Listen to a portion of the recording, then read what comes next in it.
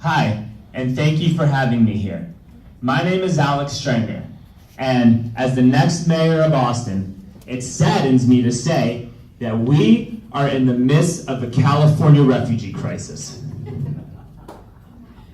Now, you guys can laugh all you want, but in all seriousness, this year is probably the most pivotal year that the city is ever going to face up to date in terms of where its trajectory goes.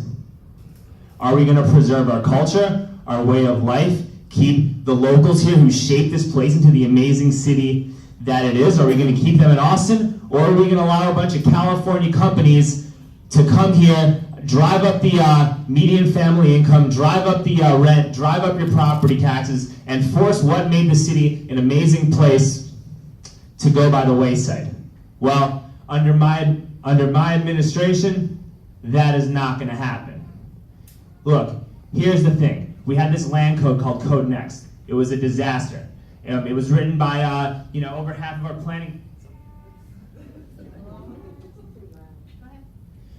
Over half of our planning commission, was connected to the real estate industry in some way, shape, or form, and you had nonsensical laws written saying that you had to build on, you could build on up to 90% impervious cover. And then the current administration goes off and talks about how they care about the environment. Sounds a little fishy to me.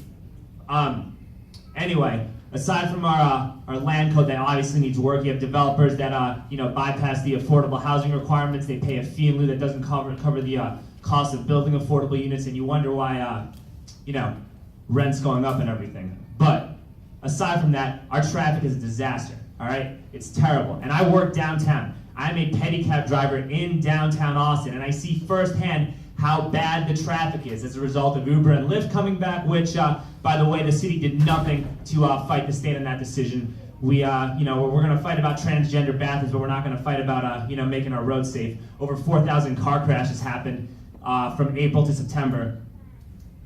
Uber probably played a significant role in that. Also, the scooters, that's another factor. 30 reported EMS accidents occurred from scootering. There's an influx of drunk people driving scooters all over the place, creating all kinds of havoc on the road. Our police are doing absolutely nothing to ticket these drivers and enforce the rules of the road.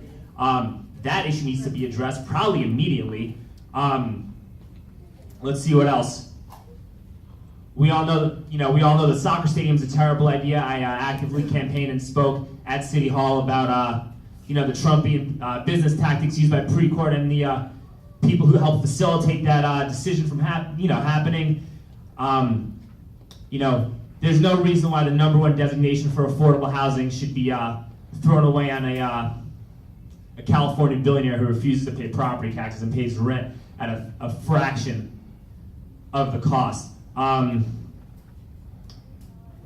One more thing I would like to address before I hand the mic over to Mr. Gus Pena is I think we need to do a better job of, we need to work on our foreign policy, so to speak. We need to do a better job of communicating and establishing a good relationship with mayors and city councils in our neighboring cities, because as environmentally friendly as we are, doesn't mean anything if, Dripping Springs dumps a bunch of sewage and crap and God knows what into Onion Creek, and we don't have any really authority over what happens in Dripping Springs or, the neighboring counties, and we need to establish a better relationship with our neighboring counties and our neighboring towns in order to, help not only make Austin an environmentally friendly city, but to help make the rest of Central Texas environmentally friendly and not let the environmentally irresponsible actions of a few bad apples ruin it for the whole bunch.